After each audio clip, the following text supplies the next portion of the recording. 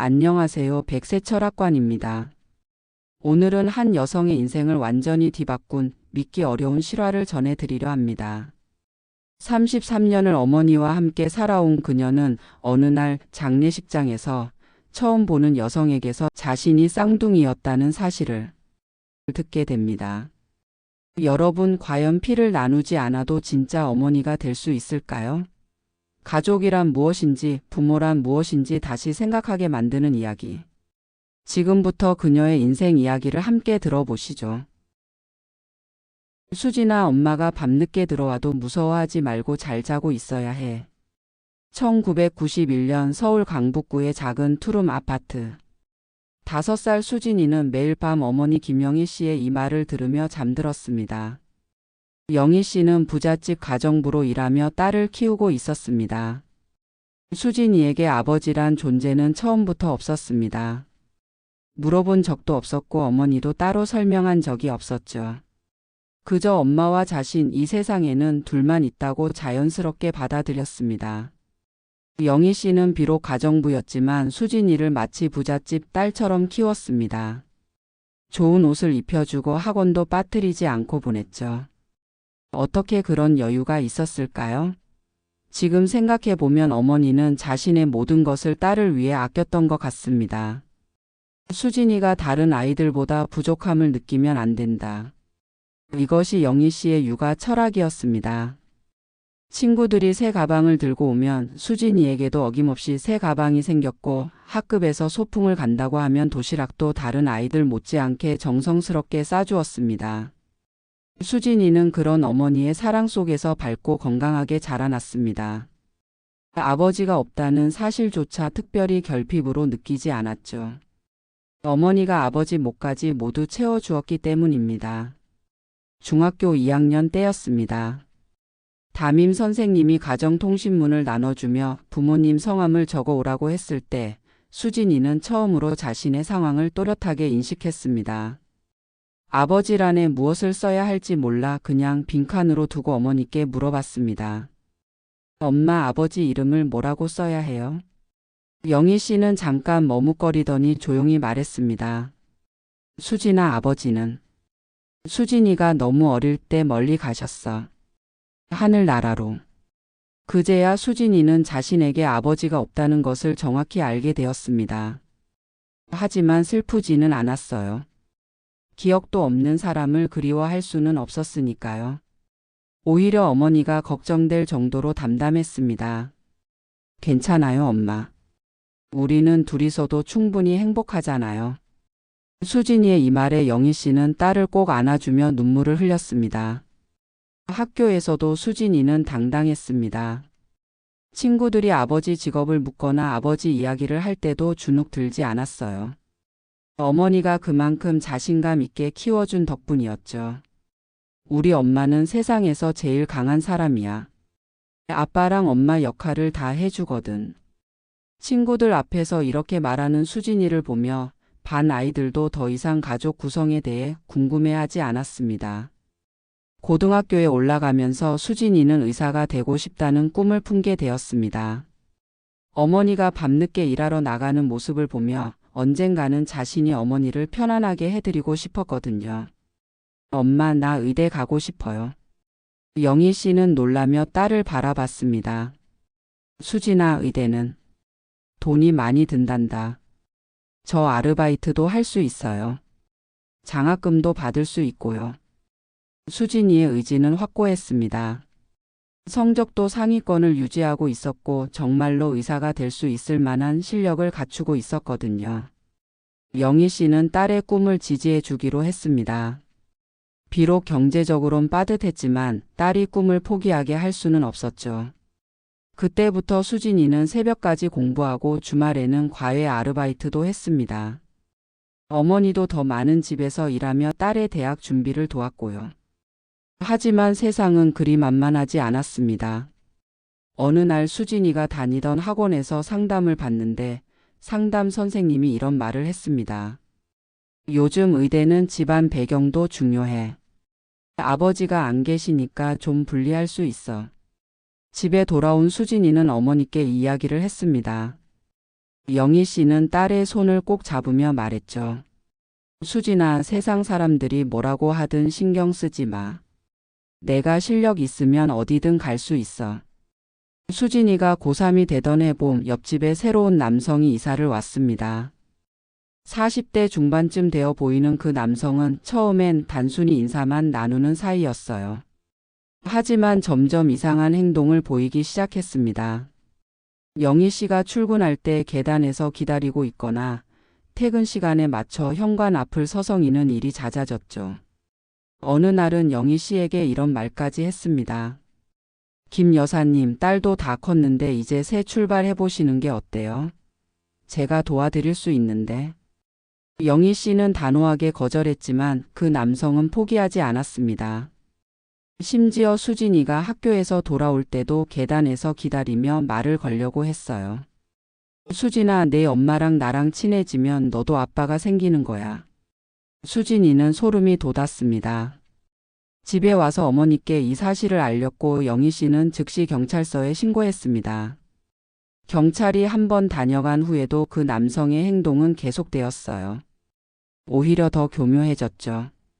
쓰레기통을 뒤져서 어머니와 딸의 생활 패턴을 파악하려 하거나 밤늦게 문 앞에서 서성이는 일이 반복되었습니다.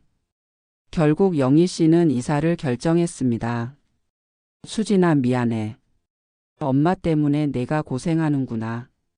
아니에요, 엄마. 우리가 뭘 잘못했어요? 이상한 사람 때문에 우리가 피할 필요 없어요. 하지만 안전을 위해서는 이사가 최선이었습니다. 수진이는 고3 생활 중에 이사를 하게 되었고 새로운 환경에 적응하느라 힘든 시간을 보냈습니다. 그 사건을 겪으면서 수진이는 더욱 단단해졌습니다. 세상에는 혼자 사는 여성들을 쉽게 보는 사람들이 있다는 걸 깨달았고 자신이 더 강해져야 어머니를 지킬 수 있다고 생각했거든요. 2024년 3월 15일 수진이가 38세가 되던 해였습니다. 의대를 졸업하고 레지던트 과정을 마친 그녀는 작은 병원에서 내과 의사로 일하고 있었어요. 그날도 평소와 다름없는 하루였습니다. 어머니는 아침 일찍 일하러 나가셨고 수진이는 병원에서 환자들을 돌보고 있었죠. 최근 들어 어머니는 가끔 이상한 표정을 지을 때가 있었습니다. 오래된 사진첩을 보며 깊은 한숨을 쉬거나 갑자기 수진아, 엄마가 너에게 숨긴 게 있다면 어떻게 할래? 라고 물으신 적도 있었어요. 그럴 때마다 수진이가 뭔데요? 라고 되묻면 아니다, 아무것도 아니야 라며 얼버무리셨죠. 지난주에는 어머니가 오래된 편지를 태우는 모습을 본 적도 있었습니다.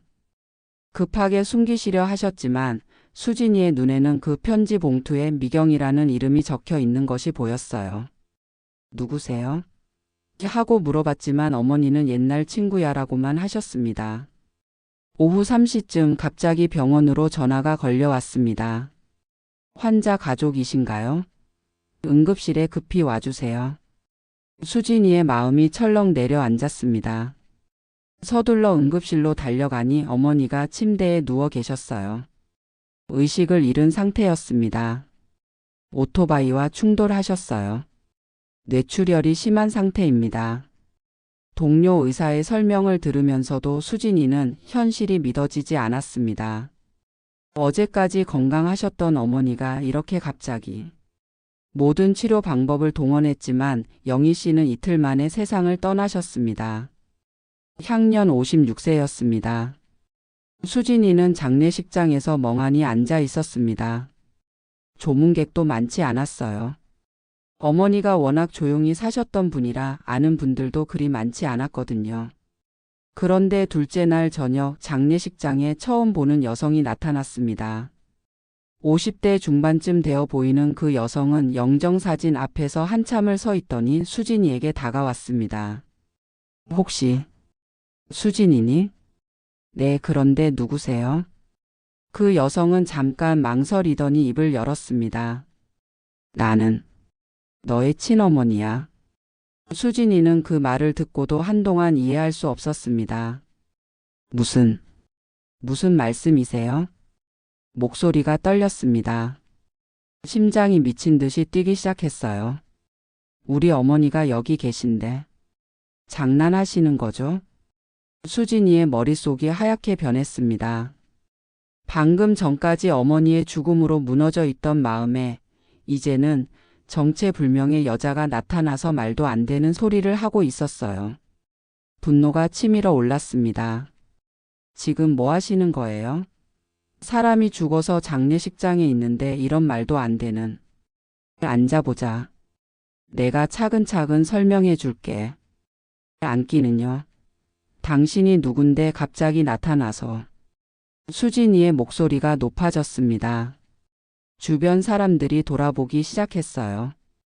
그 여성은 당황한 듯 손을 내저었습니다. 조용히 해줄래? 다른 사람들이 보잖아. 조용히 하라고요? 지금 제가 미치겠는데요. 수진이는 숨이 막혔습니다. 어머니가 돌아가신 충격도 채 가시지 않았는데 이제는 이런 황당한 일까지. 현실인지 꿈인지 구분이 안 되었어요. 그 여성은 자신을 박미경이라고 소개했습니다. 그리고 믿기 어려운 이야기를 시작했어요. 32년 전 나는 쌍둥이를 출산했어. 영희는 그때 미혼이었고 나와 가까운 친구였지. 너무 힘들었던 나는 쌍둥이 중 한 명인 너를 영희에게 맡기기로 했어. 그만해요. 그런 거짓말 듣고 싶지 않아요. 수진이는 자리에서 일어나려 했지만 다리에 힘이 들어가지 않았습니다. 미경 씨가 조심스럽게 수진이의 팔을 붙잡았어요. 수진아, 제발 들어줘. 나도 32년 동안 이 순간을 어떻게 맞아야 할지 몰랐어. 미경 씨의 설명에 따르면 박미경 씨는 쌍둥이를 출산했고 김영희 씨는 당시 아이가 없었습니다. 미경 씨는 둘 다 키울 수 없어 수진이를 영희 씨에게 맡긴 것이죠. 이야기를 들으면서 수진이는 온갖 감정이 뒤섞였습니다. 우선 믿어지지 않았어요. 그런데 한편으로는 어머니가 최근에 보이셨던 이상한 행동들이 떠올랐습니다. 그 편지, 그 한숨, 그 망설이는 말들. 아니에요. 말이 안 돼요.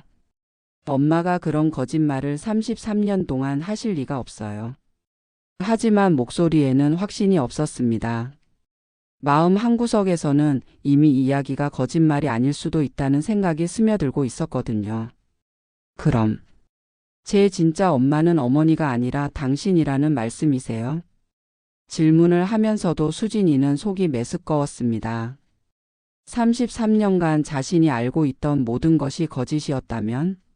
어머니가 자신에게 거짓말을 했다면? 배신감이 밀려왔습니다. 동시에 죄책감도 들었어요. 이제 막 돌아가신 어머니를 의심하는 자신이 나쁜 사람 같았거든요. 미경 씨의 설명에 따르면 나는 남편이 사업 실패로 빚을 지고 도망간 상황이었어. 쌍둥이를 키울 여건이 안 되었지. 그래서 박미경 씨는 쌍둥이 중 수진이를 영희 씨에게 맡기기로 했습니다. 수정은 박미경 씨가 직접 키운 친딸입니다. 그럼 제 진짜 엄마는 어머니가 아니라 당신이라는 말씀이세요? 혈연 관계로는. 그래. 하지만 널 키운 건 영희야. 수진이는 머리가 어질어질했습니다. 33년을 살아오면서 한 번도 의심해 본 적 없는 사실이 순식간에 무너지는 느낌이었어요. 그럼 제 쌍둥이 동생은 어디 있어요? 수정이는. 내가 키웠어. 지금 미국에 살고 있어. 미경 씨는 가방에서 사진 한 장을 꺼냈습니다. 그 사진 속에는 수진이와 너무나 닮은 여성이 있었어요. 이게 수정이야. 너의 쌍둥이 동생. 그런데 왜 이제야 나타나셨어요? 왜 32년 동안 아무 연락이 없었어요? 수진이의 질문에 미경 씨는 고개를 숙였습니다. 처음에는 1년만 이렇게 지내기로 했어.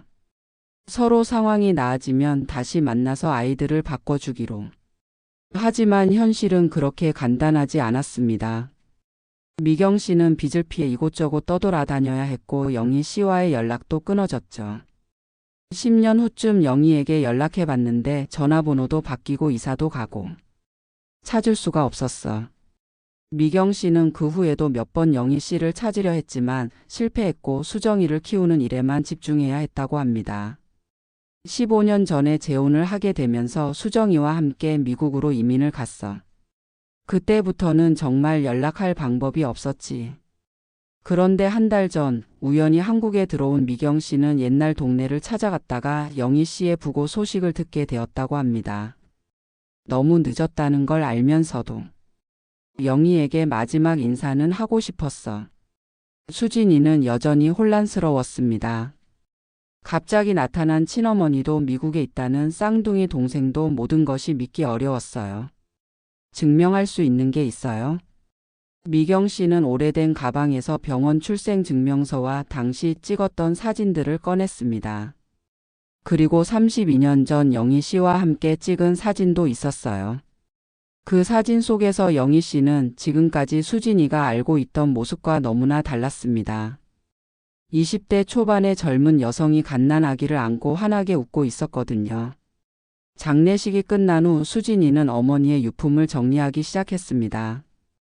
그런데 옷장 깊숙한 곳에서 오래된 일기장 하나를 발견했어요. 첫 페이지부터 영희 씨의 진실한 마음이 담겨 있었습니다. 1992년 3월 5일 수진이가 오늘 처음으로 엄마라고 불렀다. 미경이 딸인데 이래도 되는 걸까? 하지만 이 작은 아이가 나를 찾는 모습을 보면 마음이 아프다. 미안해 미경아. 그래도 이 아이만큼은 잘 키워보겠어. 1995년 8월 12일 유치원 운동회에 갔다. 수진이가 달리기에서 1등을 했다. 엄마 봤어요? 하며 달려오는 모습에 눈물이 났다. 아, 이 아이는 이제 정말 내 딸이구나. 2003년 5월 20일 수진이가 아빠 얘기를 물어봤다. 어떻게 말해야 할까? 진실을 말하기에는 너무 복잡하다. 언젠가는 말해야 할 텐데. 아직은 때가 아닌 것 같다. 미경이는 잘 살고 있을까? 2010년 3월 15일 수진이 대학 입학식. 의대에 합격했다고 했을 때 얼마나 자랑스러웠던지. 미경이도 자랑스러워할 거야. 언젠가는 모든 걸 말해야겠지. 2015년 7월 3일 미경이한테서 편지가 왔다. 15년 만에. 수정이 사진도 함께. 수진이랑 정말 똑같이 생겼네. 답장을 써야 하는데 뭐라고 써야 할지 모르겠다. 수진이는 아직 모르고 있는데. 2024년 2월 28일 수진이를 보면 가슴이 벅차다.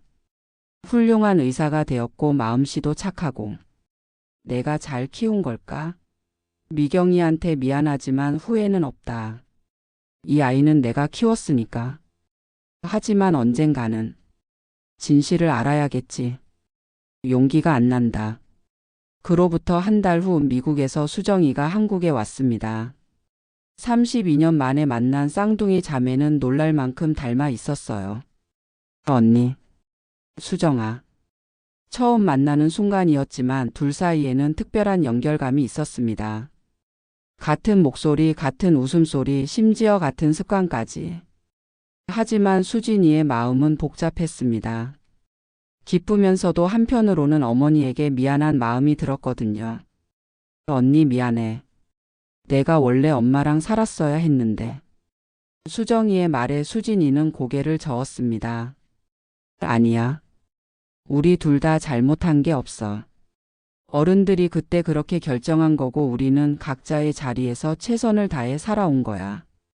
미경 씨도 수진이에게 계속 미안해했습니다. 수진아 미안해. 내가 엄마 역할을 못해서. 하지만 수진이의 대답은 분명했습니다. 저를 키워주신 분이 제 진짜 엄마예요. 당신이 저를 낳아주신 건 감사하지만 저의 엄마는 김영희예요. 이제 수진이에게는 새로운 가족이 생겼습니다. 친어머니 미경 씨와 쌍둥이 동생 수정이. 하지만 그들과의 관계를 만들어가면서도 수진이의 마음속에서 가장 큰 자리는 여전히 어머니 영희 씨의 것이었어요. 수정이는 미국에서 간호사로 일하고 있었고 미경 씨는 한국에 정착해서 수진이 근처에서 살기로 했습니다. 32년의 공백을 메우기 위해서였죠. 하지만 수진이는 그들에게 이렇게 말했습니다. 억지로 가족이 되려고 하지 마세요. 우리는 천천히 자연스럽게 관계를 만들어가면 돼요. 그리고 실제로 그렇게 했습니다. 일주일에 한 번씩 만나 식사를 하고 때로는 함께 영희 씨의 묘소를 찾아가기도 했어요. 미경 씨는 영희 씨의 묘 앞에서 이렇게 말했습니다. 영희야, 고마워. 수진이를 정말 잘 키워줬구나. 나보다 훨씬 좋은 엄마였어. 수진이도 어머니 묘 앞에서 속삭였습니다. 엄마, 저에게 새로운 가족이 생겼어요. 하지만 엄마가 제 진짜 엄마라는 건 변하지 않아요. 평생 그럴 거예요. 현재 수진이는 병원에서 환자들을 돌보며 평범한 일상을 살아가고 있습니다. 미경 씨와 수정이와도 조금씩 더 가까워지고 있고요. 수정이는 한국에 자주 오기 시작했고 두 자매는 서로의 인생 이야기를 나누며 우정을 쌓아가고 있습니다. 비록 33년을 떨어져 살았지만 혈연의 끈은 여전히 강했어요.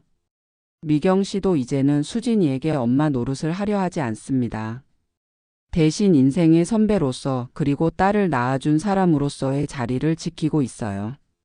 수진아, 내가 영희를 엄마라고 부르는 게 맞다. 나는 그저 너를 세상에 태어나게 해준 사람일 뿐이야. 하지만 수진이는 미경 씨에게도 고마움을 표현합니다. 저를 낳아주셔서 고마워요. 그리고 수정이를 잘 키워주셔서도 고마워요. 어느 일요일 오후 수진이는 어머니의 묘소에 혼자 왔습니다. 무덤 앞에 앉아 어머니와 대화를 나누듯 속삭였어요. 엄마, 요즘 많은 생각을 해요. 가족이 뭔지 엄마가 뭔지. 그런데 결론은 하나예요. 피가 섞였다고 해서 저절로 가족이 되는 건 아니더라고요. 사랑으로 돌봐주고 희생하고 함께 울고 웃어야 진짜 가족이 되는 거죠. 바람이 살랑 불어와 수진이의 머리카락을 흘렸습니다. 마치 어머니가 대답하는 것 같았어요. 엄마가 제게 해주신 게 바로 그거예요. 33년 동안 한 번도 자신의 꿈을 포기하지 않게 해주셨고 한 번도 사랑받지 못한다고 느끼게 하지 않으셨어요. 그게 바로 진짜 엄마의 사랑이었구나 싶어요. 수진이는 가방에서 작은 액자를 꺼냈습니다. 영희 어머니와 함께 찍은 마지막 사진이었어요. 그 옆에는 최근에 수정이 미경 씨와 함께 찍은 사진도 있었습니다. 엄마, 이제 저에게는 더 많은 가족이 생겼어요. 하지만 엄마는 여전히 저의 가장 소중한 사람이에요. 앞으로도 계속 그럴 거고요. 그날 오후 수진이는 수정이와 미경 씨를 만나 함께 저녁을 먹었습니다. 처음에는 어색했던 이 만남도 이제는 자연스러워졌어요. 언니, 다음 달에 한국에 완전히 이사 올 예정이에요. 수정이가 말했습니다. 정말요? 수진이의 얼굴이 밝아졌습니다. 네, 회사에서 서울 지점으로 발령받았거든요. 이제 자주 만날 수 있을 것 같아요. 미경 씨가 조용히 말했습니다. 너희 둘이 가까워지는 게 보기 좋다. 영희도 하늘에서 기뻐할 거야.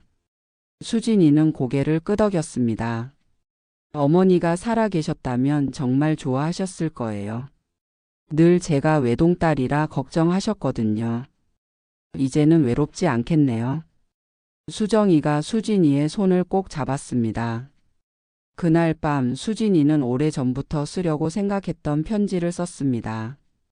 하늘에 계신 어머니에게 보내는 마지막 편지였어요. 사랑하는 어머니께 33년 동안 저를 키워주셔서 정말 고맙습니다. 어머니 덕분에 저는 사랑이 무엇인지, 희생이 무엇인지, 그리고 진정한 가족이 무엇인지 배울 수 있었어요. 처음에는 제가 어머니의 친딸이 아니라는 사실이 충격이었어요. 하지만 이제는 알겠어요. 피보다 진한 것이 바로 사랑이라는 걸요. 어머니가 저에게 주신 사랑은 그 누구도 대신할 수 없는 소중한 선물이었어요. 그 사랑 덕분에 지금의 제가 있을 수 있었고 다른 사람들도 사랑할 수 있게 되었어요. 이제 저에게는 동생 수정이와 미경 아주머니라는 새로운 가족이 생겼어요. 하지만 어머니는 여전히 저의 유일한 엄마예요. 앞으로도 영원히 그럴 거고요. 병원에서 환자들을 돌보며 살아가는 제 모습 하늘에서 지켜봐 주세요. 어머니가 저에게 주신 사랑을 이제 제가 다른 사람들에게 나누어 주며 살아가겠어요. 사랑하는 우리 엄마 정말 고맙고 사랑해요. 딸 수진 올림. 편지를 다 쓴 수진이는 창문을 열고 밤 공기를 마셨습니다. 어디선가 어머니의 따뜻한 목소리가 들리는 것 같았어요. 수진아, 잘했다. 정말 잘했어. 여러분, 수진이의 이야기는 여기서 끝이 납니다. 33년을 함께 살아온 어머니가 친어머니가 아니었다는 충격적인 진실. 하지만 수진이는 그 진실 앞에서도 흔들리지 않았습니다. 왜냐하면 진정한 가족은 피로 이어지는 것이 아니라 사랑으로 이어지는 것임을 깨달았기 때문입니다. 영희 어머니가 수진이에게 준 것은 단순히 양육이 아니었습니다. 그것은 조건 없는 사랑이었고 희생이었고 평생에 걸친 헌신이었어요. 그런 사랑 앞에서는 혈연이고 뭐고 중요하지 않습니다. 이 이야기를 들으시면서 여러분도 각자의 마음속에 있는 진정한 가족을 떠올려 보셨을 것입니다. 혈연으로 맺어지지 않았어도 진심으로 사랑하고 아껴주는 사람들. 그들이 바로 여러분의 진짜 가족입니다. 수진이는 이제 병원에서 환자들을 돌보며 어머니에게서 받은 그 따뜻한 사랑을 다른 사람들에게 전하고 있습니다. 그리고 새로 만난 동생 수정이, 그리고 미경 아주머니와 함께 새로운 형태의 가족을 만들어가고 있고요. 사람마다 가족의 형태는 다를 수 있습니다. 피 한 방울 섞이지 않아도 더 깊은 사랑을 나눈 관계가 진짜 가족이 되기도 합니다. 이 사연을 듣고 계신 분들께도 각자의 마음속 진짜 가족을 떠올릴 수 있는 시간이 되었길 바랍니다. 그리고 하늘에 계신 영희 어머니께 진심으로 감사드립니다. 평생을 딸을 위해 살아오신 그 사랑 결코 헛되지 않았습니다. 수진이가 지금 이렇게 훌륭한 사람으로 자라난 것이 바로 어머니 사랑의 결과입니다. 여러분 모두 사랑하는 가족들과 함께 평안한 하루 보내시길 바랍니다. 오늘 백세 철학관과 함께 해주셔서 감사합니다.